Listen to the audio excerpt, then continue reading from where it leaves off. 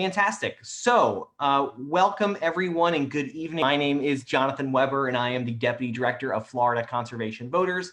I apologize for being a few minutes late, a couple of technical difficulties, but we're here and that's all that matters. And we're here with someone very special.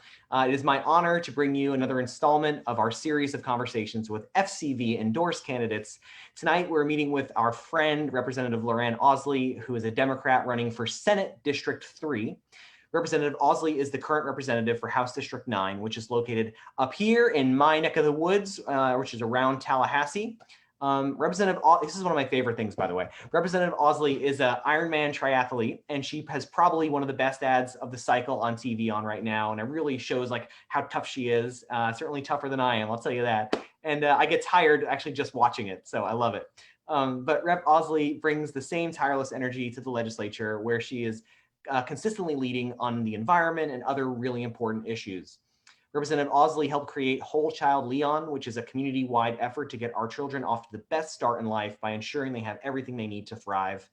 She previously served in the Florida House from 2000 to 2008, and now again from 2016 to now, which I believe makes you probably one of the most experienced lawmakers in Tallahassee, certainly with policy, I'm willing to bet. So again, Loranne, thank you so much for joining us tonight. Thank you. It's a nice way to say it. I'm the most experienced. That's right. I'm not old. I'm just experienced. And it matters. That counts. So thanks. It's great to be here. I really appreciate the opportunity. Definitely. So, just to kick off the night, one of the most important issues for us in Florida, of course, is climate change. And it does threaten both coastal and inland areas. And for example, intensified storms have lasting damage, like we saw here locally with Hurricane Michael. And I know you have spent a lot of time traveling to all the impacted areas across the Big Bend and the Panhandle. And there are still communities suffering from the devastation, like right now. So I just want to kick this off with a conversation about climate change and Hurricane Michael. And so what are some of your lessons learned from these increasing storms? And how do you plan to act on climate? And does transitioning to clean energy factor into your plans? Loaded question there, but let me just start by saying Saturday will be the second anniversary of landfall of Hurricane Michael, and it was a Category 5 hurricane, and it slammed these areas, and it was it impacted the coastal areas, but hundreds of miles inland, acres and acres of down timber, which created the post-hurricane ecological challenges of the down timber being basically fuel for wildfires, but also the riverbanks timber down being creating flooding because there's so many rivers. So you had these simultaneous ecological, like once in a lifetime crises after the storm that we're still kind of dealing with, because there's still a lot of timber on the ground. And so yeah, I mean, it is, we're, and this is continuing to happen, the fires in California, the very crazy hurricane season that we've had this year. And Florida obviously is at great risk of not just these strange climate events, but extreme heat generally. I have a good friend who's working with the Arch Foundation on this extreme heat, this trying to name heat waves to try to, so that just like hurricanes, we start to think about the extreme heat events as serious, disaster events. So yeah, I mean, climate change it impacts obviously sea level rise, as we've seen, loss of timber and agriculture production, the flooding and the drought that we talk about, and it's just there's no denying that this is something, I guess, and I hasn't verified this, but I think I've seen these pictures of when the economy slowed down because of COVID, and you just look at the air quality. So human impact is real. Even though we had a governor for 8 years that didn't want to let us talk about climate change, at least we're, now as a state, we can, we've taken a great leap because we can now talk about climate change. We can utter those words, but we got to do a lot more. I mean, we have to do, we have to, really have a real serious conversation about reducing our carbon. We've got to have a real serious conversation about investing in and incentivizing renewables. And I think, like real resilience strategies. I mean, we have communities that really we need to be thinking about how do we harden our stormwater and our power plants, and to prepare and to prevent pollution in these natural disaster and weather events. Um, and I think, especially right now, looking at all of this through an equity lens, making sure that we're really thinking about these underserved, low income communities and that they have resilient strategies as well. I'm working with a effort here in Tallahassee called the South City Foundation that's focused on a long term economic and revitalization. Based on a number of factors, but of a real historically awesome neighborhood, but it's just in great decline. And we're actually talking about creating a resilience hub as part of a childcare center, but something that is, really trying to bring that attention to a neighborhood that needs to be thinking about that and needs to have a place to go in the event of a weather event. So a lot of I'm not sure if I answered all your questions in there, but absolutely these are issues that I have worked on and want to continue to work on in the Senate. Yeah, you definitely did answer them. And one thing you said that struck me immediately was about the naming the heat waves thing. I never heard of that before. And again, I feel a little guilty. I mean, I work in environmental politics. I never heard that. And but I love that. And it makes perfect sense because these events are real and we need to start taking them extremely seriously, especially here in Florida, where we have so many outdoor workers and people who rely on being outside to make a living and everything. So just a really interesting concept.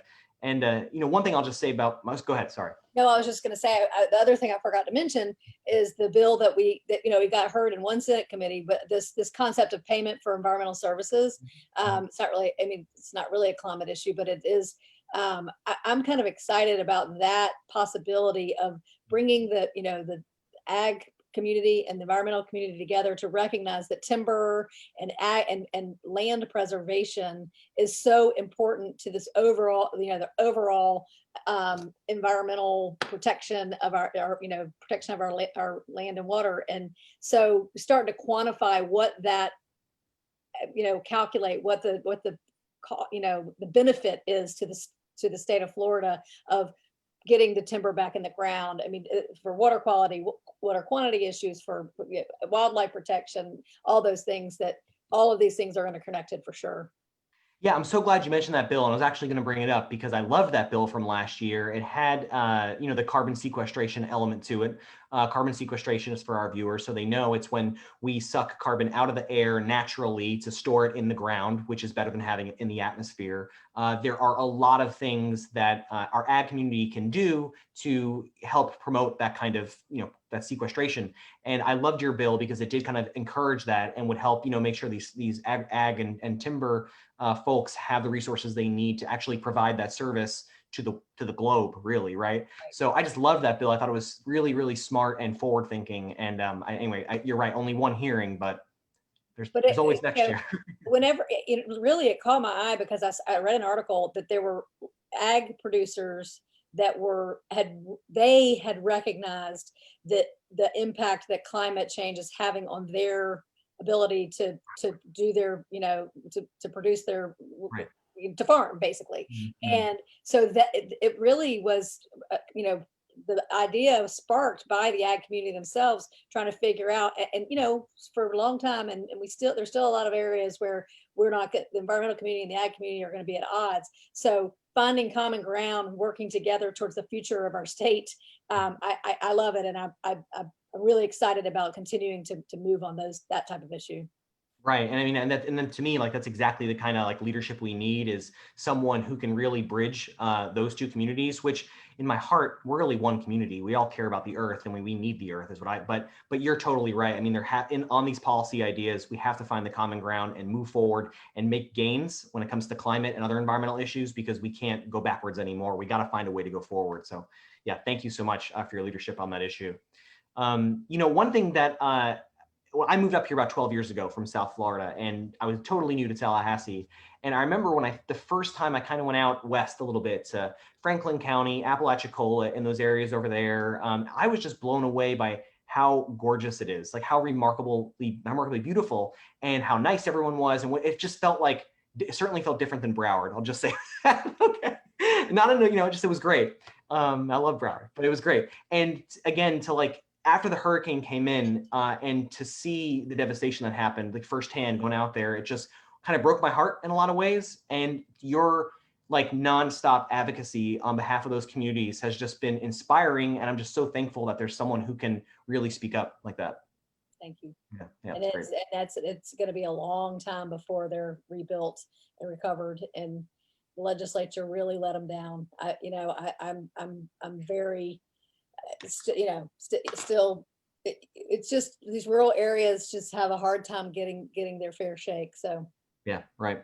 It's like, we're still talking about Hurricane Andrew, which was in, 1992 down in South Florida. And it's like, I wouldn't, Hurricane Michael sadly seems to be forgotten in a lot of ways, but well, and part of it is you've got these communities that they're, just resilient and good people, but they live in a they live in the country for a reason. Like they want to be, they're self-sufficient, and asking for help is really difficult for these folks. And so if somebody tells them no one time, they're like, well, somebody must deserve it more than I do. And in some of these cases, you got to ask 3 and 4 times. If you get denied, that doesn't mean, it just means the system's broken. So anyway, it's going to be a long recovery, and I'm committed to that. Well, transitioning a little bit, you are a longtime advocate for our kids. And as you know, having access to the outdoors and to recreational opportunities and parks, that's really good for kids, their health, their growth, their brain development, and everything. You've been an ardent supporter of Florida Forever throughout the years and other land conservation efforts, which all helps build more parks. So as Florida grows and you move up to the Senate, what will you do to support land acquisition to increase both urban and rural parks in the Big Bend region? Well, I mean, all I can say is I will continue to support full funding for Florida Forever. I mean, that, the voters have spoken, and they want us to use those dollars for their intended purposes, and we'll continue to hold the budget makers' feet to the fire on that, because that is, we've got the best program in the nation, and it was created for a purpose, and I know everybody on this call is with me on this. The one thing that sets us apart from other states is our natural resources. And I mean, to me, that's our competitive advantage. So if we don't protect our land, water, air quality at all costs, then, that is our economic, people come here because of that. And if we squander it, shame on us, really. Yeah, you're totally right. And again, Florida is still a rapidly growing state, right? I mean, there's no stopping that, and there's no denying it. So really, I think we should be looking at, the growth projection charts for 100 years from now, 50 years from now, and thinking, where are the population centers going to be? Where are the rural areas now that are going to become suburbs or built up in the next 50 years? And start protecting those valuable lands now, to make sure that, my grandkids and, everyone has a chance to enjoy natural Florida kind of the same way that I did and you did. So, yeah. So, I don't know if you saw this, but I did, but because I couldn't get out to meet people and talk to people, this district, by the way, is 11 counties. So it's huge. And so I did a bike ride around the whole circumference of the district. And it was, first of all, that for me is like a treat to be able to get out and ride my bike. But it with a purpose, right? So it really, like 143 miles, I think it was. I used to, I knew it by heart. But it was, I did it in spurts. So I do 50 miles and 75 miles. And, but this district alone has 165 miles of coastline, 12 rivers, 8 first magnitude springs, and 18 state parks or recreation areas. So, and I, got to pedal by those on my bike and really get to see the difference, because you realize rivers are many times the county boundaries. So, cross over a river, and I would know I was in a new county either because I crossed over a new river or because the campaign signs had changed. Sometimes that was the only indication. But just beautiful northern Madison County and Jefferson County and down into Taylor County and around Hamilton. It was a really, it really gave me a great sense of the diversity and the beauty of this of Senate District 3. Yeah, it's remarkable, and I have the Senate map up on my wall, and you're right. I mean, Senate District 3 is just huge. It's a big place, and really home to some of these absolute treasures. And you're right. It's quality of life. It all translates to quality of life, doesn't it? And it's like why people come here, why we want to raise our families here and bring our businesses. It's for that reason, really. So. Well, and I think during COVID, really, that has become even more of an important resource, places that people can go and take their families outside. I mean, I know there's been a tremendous uptick in our park visitation, and that's fantastic. I actually was meeting with a county commissioner from Jefferson County, Betsy Barfield, who's very interested in sort of picking up where Representative Jacobs left off. And I know what a great friend Kristen Jacobs has been to the environment and to the state of Florida. And we lost her right after session this year. And I feel like to carry on her work in support of the state parks and Florida residents' ability to really enjoy the state parks. I want to really focus on those types of issues and make sure that we are supporting and lifting up those resources for Floridians to enjoy and for future generations. That's incredible and inspiring, and I love to hear that. Kind of like I said earlier, I did grow up in Broward, and like many South Florida kids, I had no idea that anything existed north of Orlando until I was in college. Just didn't exist. But immediately when I got up here, I found myself exploring our state parks, like you mentioned, but especially our wonderful network of freshwater springs, which I think you said there were eight first magnitude springs in your district. Yeah, which is remarkable. Yeah, I mean, that's just so many. And there's places, I'll never forget, actually, the first time I looked down the vent at Wakulla Springs, which is just south of Tallahassee, going up on the diving board. It was actually wintertime, and I went up on the diving board and looked down into the hole and was just like, what am I looking at? This is incredible. It's a window to this like mysterious but beautiful world just beneath our feet. And it's just amazing. And to me, I mean, I guess it's how I was raised. I immediately felt I want to protect this place. This is a special place, and it deserves humans to work hard to preserve it for all time because it's a special place. And unfortunately, our springs are under threat from pollution and development. So my question is, how important are protecting Florida springs to you, and how much will water quality issues play in your office?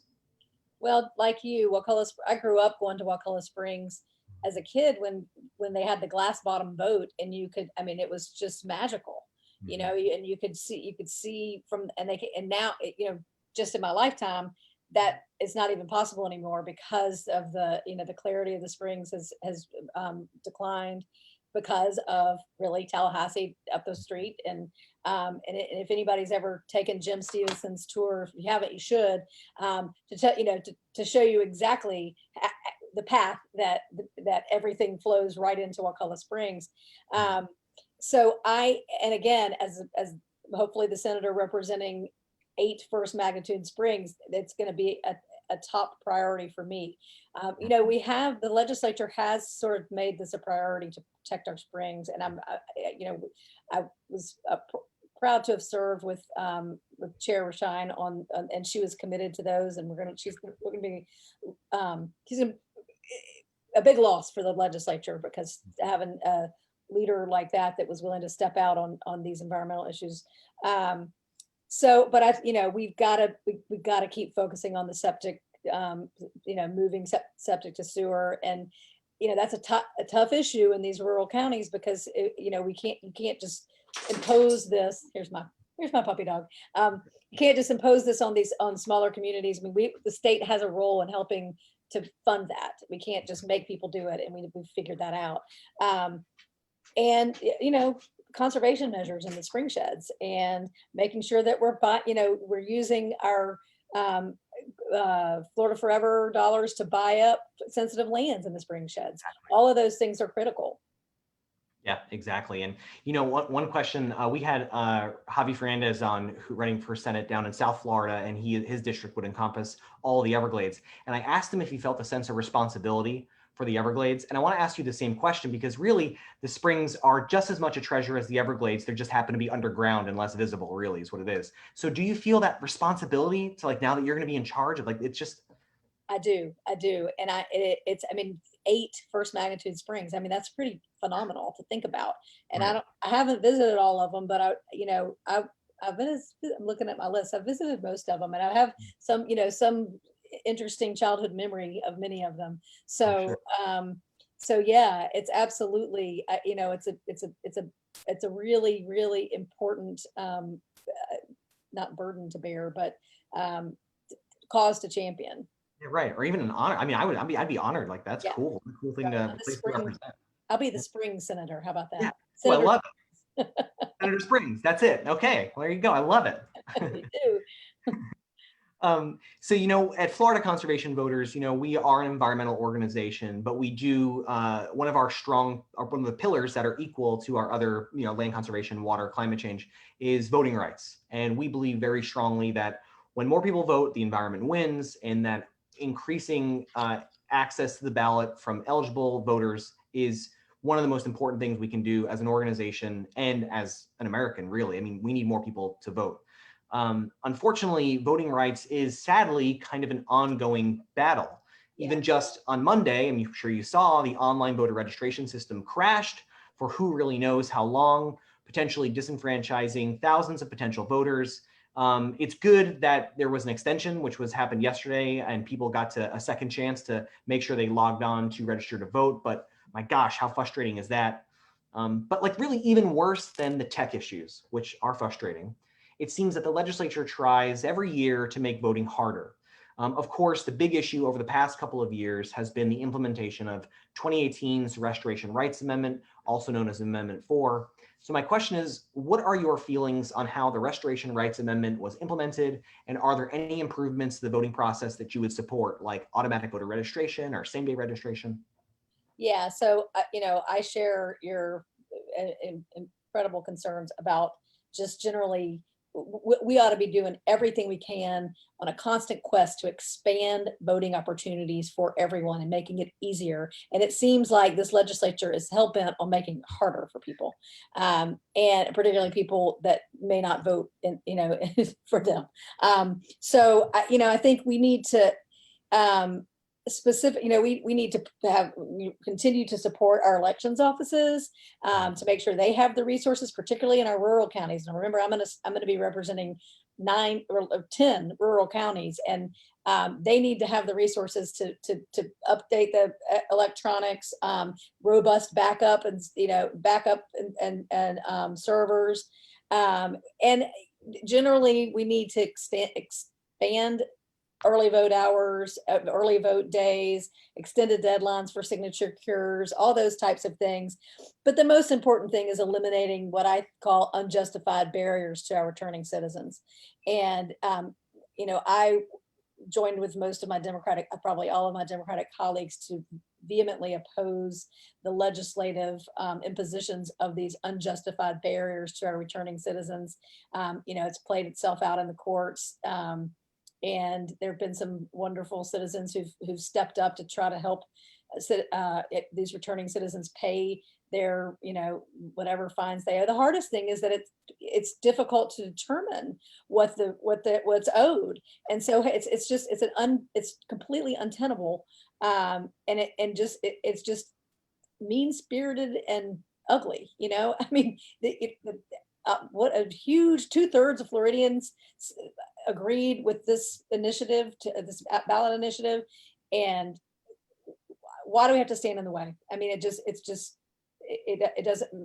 it's mean spirited, and it's un-American. It is. We need, it's the ultimate ability to vote, for a citizen to cast that ballot is so very important, and we need to do everything we can to expand that and help citizens in whatever way possible. Yeah, and again, thank you so much for your leadership during this session to fight those bills. It was just, I was there for it. I was in the committee hearings, and it was just egregious. And I was more, I think, upset about that than almost anything else, because it just didn't feel right. Again, as an American, it didn't feel right. And one thing that you said that really shocked me when I found out about it is that a lot of our returning citizens, they can't even find out how much they owe or where they owe it, Right. which is, that doesn't compute, right? Like, it's just so abhorrent. And anyway, so thank you for mentioning that. Yeah. So Representative, we are kind of getting close to out of our time here. I do want to ask you a little bit, can you tell us a little bit about your race, just in general, and most importantly, how people can get involved? Yes. So if you live in Tallahassee, you know that this has gotten very nasty. It is the backstory here is that the Democrats are making headway in the Senate, and so there's 4 seats that are contested pretty heavily, and mine is one of them. It's a Democratic leaning seat, and Senator Mumford's done an amazing job of in this, representing a very large and diverse district. But they're sparing no expense. If you live here and you care about the environment, the one thing that they have done is there's a lot of paper, a lot of mail pieces from my opponent, and a lot of nasty TV and taking some liberties with the truth. So we're just trying to. I've done this a lot, and you pointed out at the beginning, I'm a competitive athlete, and so for me, this is about getting over the finish line and sticking with my mission and staying focused on our plan.